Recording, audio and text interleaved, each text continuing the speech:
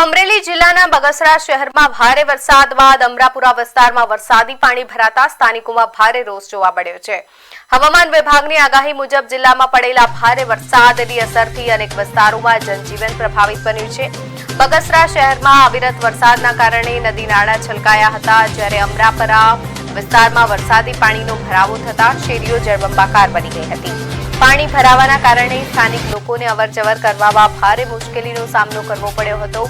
સ્થાનિકોએ આ સ્થિતિ માટે નગરપાલિકાની પ્રી મોન્સૂન કામગીરી સામે સવાલો ઉઠાવ્યા હતા। સમયસર વરસાદી પાણીના નિકાલની વ્યવસ્થા ન કરાતા દર વર્ષે આવી જ સ્થિતિ સર્જાતી હોવાનો પણ આક્ષેપ કરવામાં આવ્યો છે।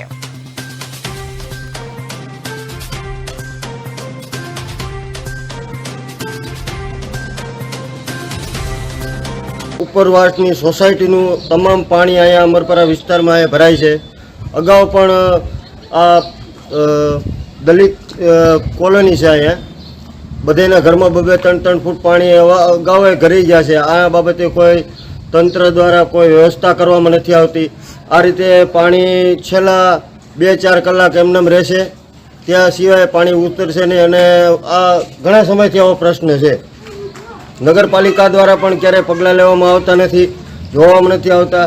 સદસ્યો જે હોય ચૂંટાયેલા એના વિસ્તારમાં જરાક રોડનો ખરાબી હોય તો આખા રોડ તોડીને કરવામાં આવે। રોડની વ્યવસ્થા પણ એવી નથી કરી કે જે પાણીનો નિકાલ થઈ શકે।